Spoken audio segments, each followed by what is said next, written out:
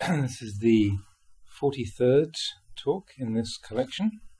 This is entitled The Training of the Heart, and this was also first published in Bodhinyana, and it was a talk given to a group of Western monks from Wat Pawoniwait in Bangkok in March of 1977.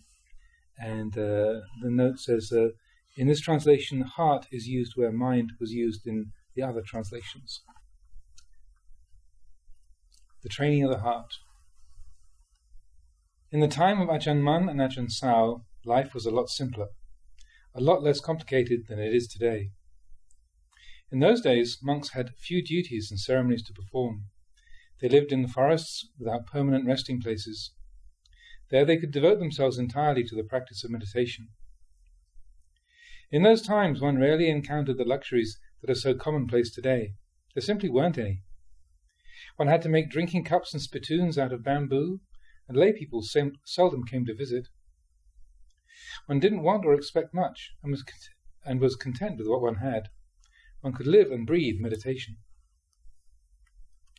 The monks suffered many privations living like this. If someone caught malaria and went to ask for medicine, the teacher would say, "You don't need medicine, keep practicing." Besides, there simply weren't all the drugs that are available now. All one had were the herbs and roots that grew in the forest. The environment was such that monks had to have a great deal of patience and endurance. They didn't bother over minor ailments. Nowadays you get a bit of an ache and you're off to the hospital. Sometimes one had to walk 10 to 12 kilometers on alms round. You would leave as soon as it was light and maybe return about 10 or 11 o'clock. One didn't get very much either, perhaps some glutinous rice, salt or a few chilies. Whether you got anything to eat with the rice or not didn't matter. That's the way it was. No one dared complain of hunger or fatigue. They were just not inclined to complain, but learned to take care of themselves. They practiced in the forest with patience and endurance alongside the many dangers that lurked in the surroundings. There were many wild and fierce animals living in the jungles, and there were many hardships for body and mind in the ascetic practice of the Dhutanga, or forest-dwelling monk. Indeed, the patience and endurance of the monks in those days was excellent, because the circumstances compelled them to be so. In the present day, circumstances compel us in the opposite direction. In ancient times, one had to travel by foot. Then came the ox cart, and then the automobile. Aspiration and ambition increased, so that now, if the car is not air-conditioned, one will not even sit in it. Impossible to go if there isn't air conditioning. The virtues of patience and endurance are becoming weaker and weaker. The standards for meditation and practice are lax and getting laxer, until we find that meditators these days like to follow their own opinions and desires. When the old folks talk about the old days, it's like listening to a myth or a legend. You listen indifferently, but you don't understand. It just doesn't reach you. As far as we should be concerned about the ancient monk's tradition, a monk should spend at least 5 years with his teacher. Some days you should avoid speaking to anyone. Don't allow yourself to speak or talk very much. Don't read books. Read your own heart instead. Take Wat Pong, for example. These days many university graduates are coming to ordain. I try to stop them from spending their time reading books about Dhamma, because these people are always reading books. They have so many opportunities for reading books, but opportunities for reading their own hearts are rare.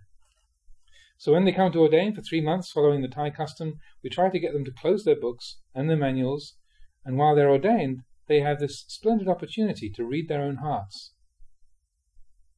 Listening to your own heart is really very interesting. This untrained heart races around, following its own untrained habits. It jumps about excitedly, randomly, because it's never been trained. Therefore, train your heart. Buddhist meditation is about the heart. Developing the heart or mind, developing your own heart. This is very, very important. This training of the heart is the main emphasis. Buddhism is the religion of the heart. Only this. One who practices to develop the heart is one who practices Buddhism. This heart of ours lives in a cage, and what's more, there's a raging tiger in that cage. If this maverick heart of ours doesn't get what it wants, it makes trouble. You must discipline it with meditation, with samadhi. This is called training the heart. At the very beginning, the foundation of practice is the establishment of moral discipline, sila. Sila is the training of the body and speech. From this arises conflict and confusion. When you don't let yourself do what you want to do, there's conflict. Eat little, sleep little, speak little. Whatever worldly habits you may have, lessen them. Go against their power. Don't just do as you like. Don't indulge in your thought. Stop this slavish following. You must constantly go against the stream of ignorance. This is called discipline. When you discipline your heart, it becomes very dissatisfied and begins to struggle. It becomes restricted and oppressed. When the heart is prevented from doing what it wants to do, it starts wandering and struggling. Suffering, dukkha, becomes apparent to us. This dukkha, this suffering, is the first of the Four Noble Truths. Most people want to get away from it. They don't want to have any kind of suffering at all. Actually, this suffering is what brings us wisdom. It makes us contemplate dukkha. Happiness, sukha, tends to make us close our eyes Happiness, sukha, tends to make us close our eyes and ears. It never allows us to develop patience. Comfort and happiness make us careless. Of these two defilements, dukkha is the easiest to see. Therefore, we must bring up suffering in order to put an end to our suffering. We must first know what dukkha is before we can know how to practice meditation. In the beginning, you have to train your heart like this. You may not understand what's happening or what the point of it is, but when the teacher tells you to do something, you must do it. You'll develop the virtues of patience and endurance. Whatever happens, you endure, because that's the way it is. For example, when you begin to practice samadhi, you want peace and tranquility, but you don't get any. You don't get any because you've never practiced this way. Your heart says, I'll sit until I attain tranquility. But when tranquility doesn't arise, you suffer. And when there's suffering, you get up and run away. To practice like this cannot be called developing the heart. It's called desertion. Instead of indulging in your moods, train yourself with the Dhamma of the Buddha. Lazy or diligent, just keep on practicing. Don't you think that this is a better way? The other way, the way of following your moods, will never reach the Dhamma. If you practice the Dhamma, then whatever the mood may be, you keep on practicing, constantly practicing. The other way of self-indulgence is not the way of the Buddha. When we follow our own views on practice, our own opinions about the Dhamma, we can never see clearly what's right and what's wrong. We don't know our own heart. We don't know ourselves. Therefore, to practice following your own teachings is the slowest way. To practice following the Dhamma is the direct way. When you are lazy, you practice. When you're diligent, you practice. You're aware of time and place. This is called developing the heart. If you indulge in following your own views and try to practice accordingly, you'll start thinking and doubting a lot. You'll think to yourself, I don't have very much merit. I don't have any luck. I've been practicing meditation for years now, and I'm still unenlightened. I still haven't seen the Dhamma. To practice with this kind of attitude cannot be called developing the heart. It's called developing disaster. If at this time you're like this, if you're a meditator who still doesn't know, who doesn't see, if you haven't renewed yourself yet, it's because you've been practicing wrongly. You haven't been following the teachings of the Buddha. The Buddha taught like this: Ananda, practice a lot. Develop your practice constantly. Then all your doubts, all your uncertainties will vanish.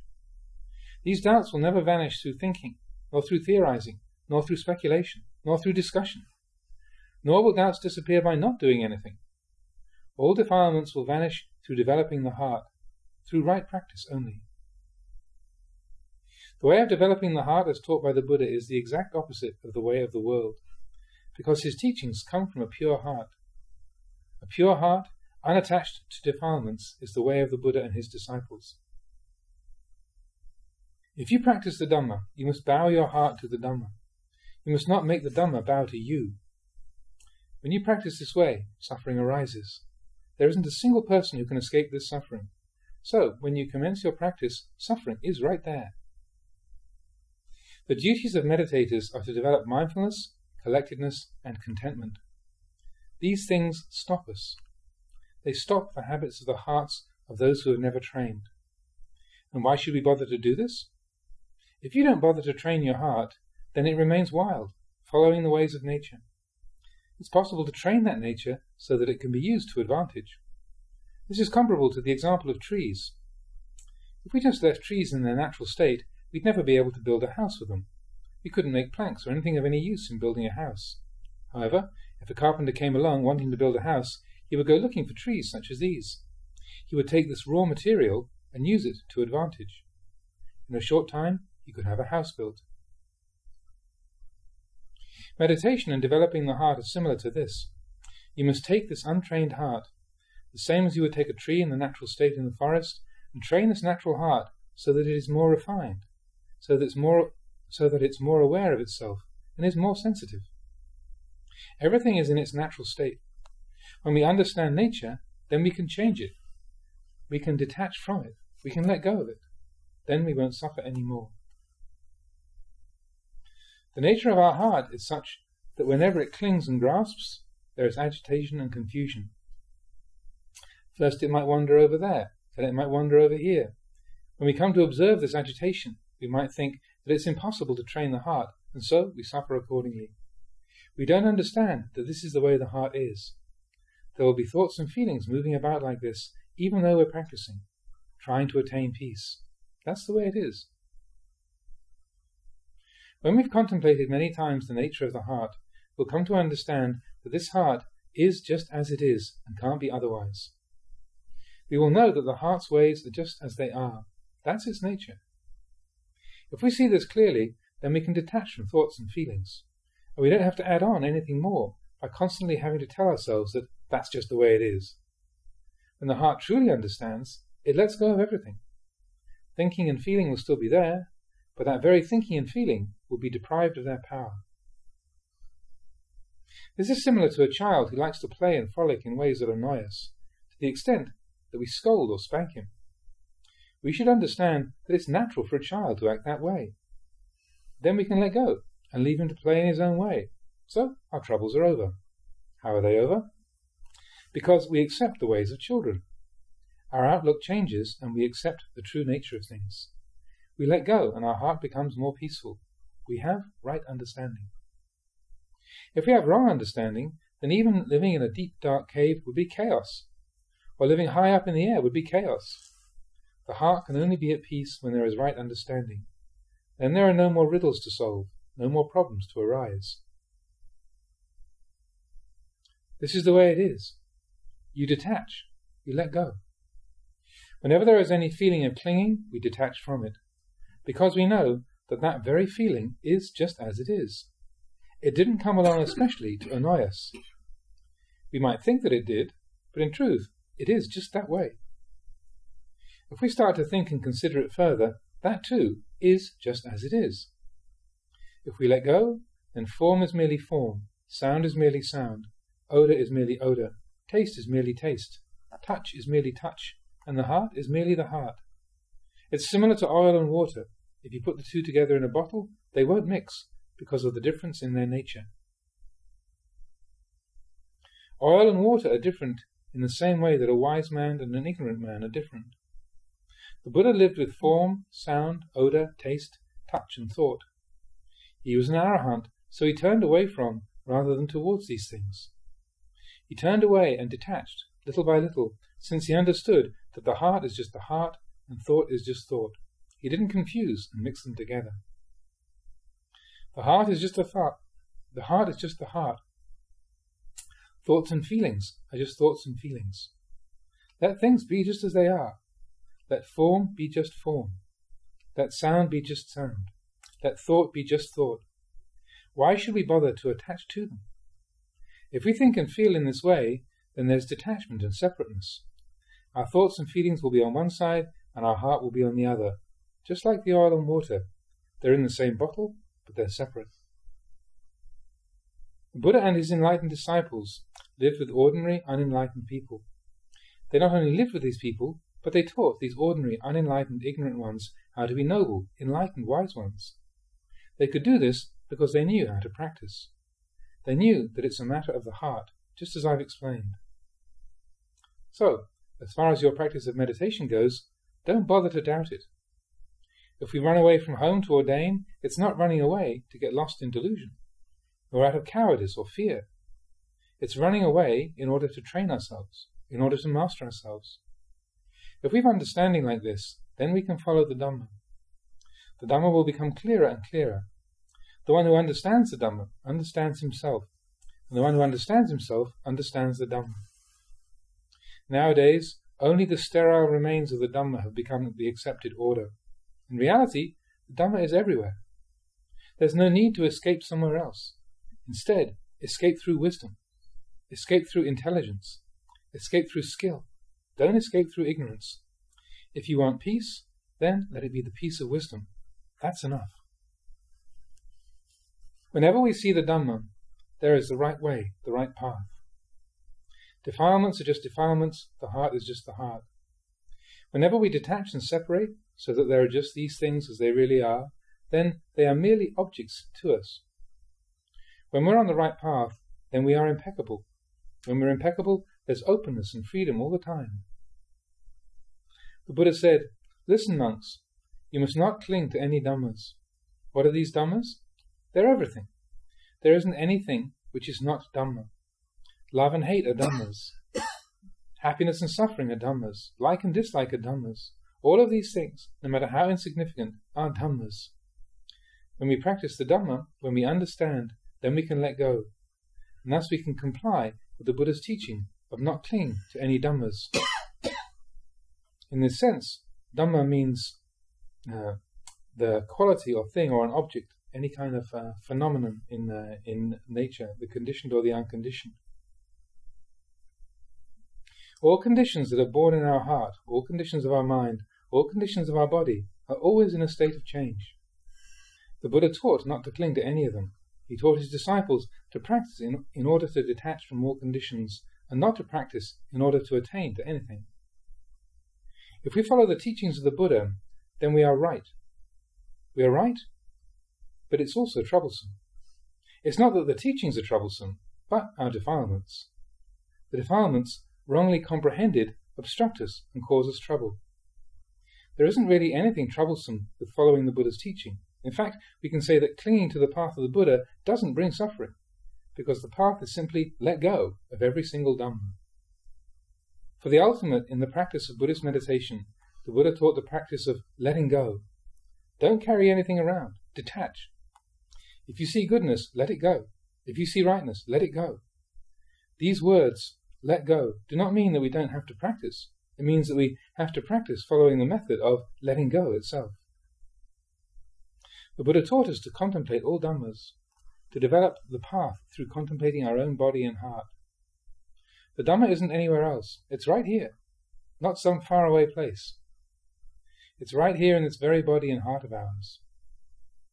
Therefore, a meditator must practice with energy, make the heart grander and brighter, make it free and independent.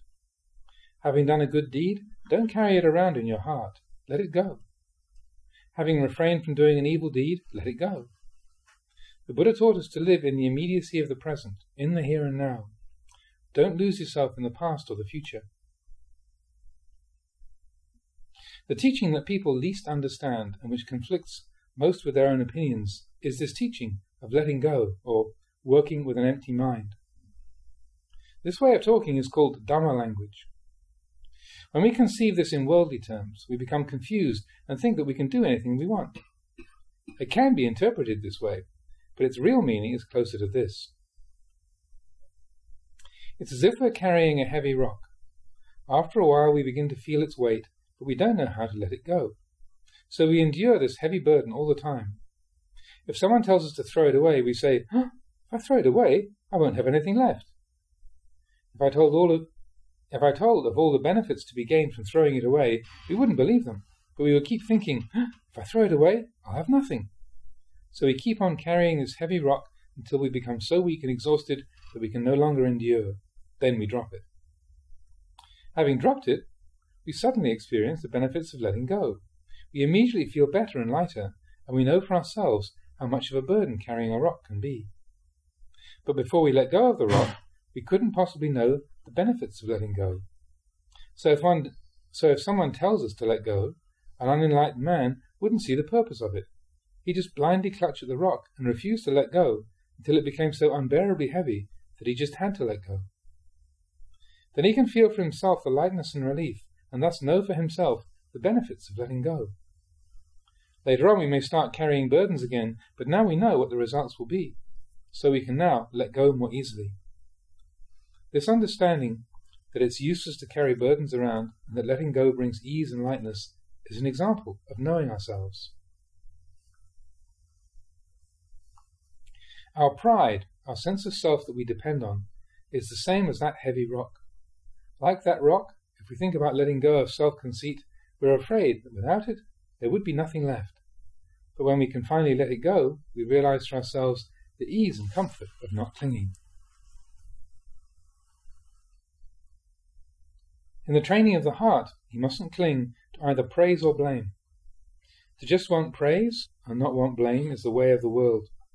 The way of the Buddha is to accept praise when it's appropriate and to accept blame when it's appropriate. For example, in raising a child, it's very good not to just scold all the time. Some people scold too much. A wise person knows the proper time to scold and the proper time to praise. Our heart is the same. Use intelligence to know the heart. Use skill in taking care of your heart. Then you'll be one who is clever in the training of the heart. And when the heart is skilled, it can rid us of our suffering. Suffering exists right here in our hearts. It's always complicating things, creating and making the heart heavy. It's born here. It also dies here. The way of the heart is like this. Sometimes there are good thoughts. Sometimes there are bad thoughts. The heart is deceitful. Don't trust it. Instead, look straight at the conditions of the heart itself. Accept them as they are. They're just as they are. Whether it's good or evil or whatever, that's just the way it is. If you don't grab onto these conditions, they don't become anything more or less than what they already are. If we grab hold, we'll get bitten and we'll then suffer. With right view, there's only peace. Samadhi is born and wisdom takes over. Wherever you may sit or lie down, there's peace.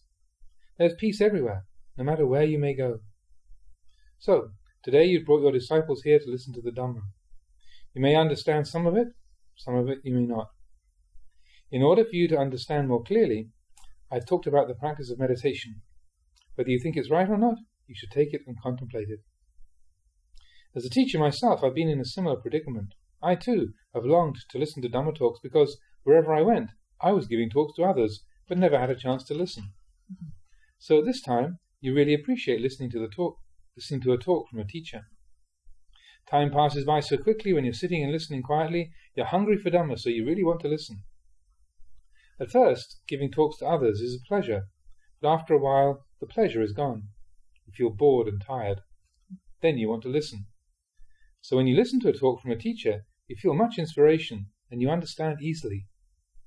When you're getting old and there's hunger for Dhamma, its flavour is especially delicious. Being a teacher of others, you are an example to them. You're a model for other bhikkhus. You're an example to your disciples. You're an example to everybody. So, don't forget yourself. But don't think about yourself either. If such thoughts do arise, get rid of them. If you do this, then you'll be able to be one who knows himself. There are a million ways to practice Dhamma. There is no end to the things that can be said about meditation. There are so many things that can make us doubt. Just keep sweeping them out, and then there's no more doubt. When we have right understanding like this, no matter where we sit or walk, there is peace and ease. Wherever we may meditate, that's the place to bring your awareness. Don't hold that one only meditates while sitting or walking. Everything and everywhere is our practice. There's awareness all the time. There's mindfulness all the time. We can see birth and death of mind and body all the time, and we don't let it clutter up our hearts. Let it go constantly. If love comes, let it go back to its home. If greed comes, let it go home. If anger comes, let it go home. Follow them. Where do they live? Then escort them there. Don't keep anything. If you practice like this, you're like an empty house. Or, explained another way, this is an empty heart, a heart empty and free of all evil. We call it an empty heart, but it isn't empty as if there was nothing. It's empty of evil, but filled with wisdom. Then, whatever you do, you'll do with wisdom. You'll think with wisdom. You'll eat with wisdom. There will be only wisdom. This is the teaching for today, and I offer it to you. I've recorded it on tape. If listening to Dhamma makes your heart at peace, that's good enough. You don't need to remember anything. Some may not believe this. If we make our heart peaceful and just listen, letting it pass by but contemplating continuously like this, then we are like a tape recorder. After some time, we turn it on. Everything is there. Have no fear that there won't be anything. As soon as you turn on your tape recorder, everything is there. I wish to offer this to every bhikkhu and to everyone. Some of you probably know only a little Thai, but that doesn't matter. May you learn the language of the Dhamma. That's good enough. You want?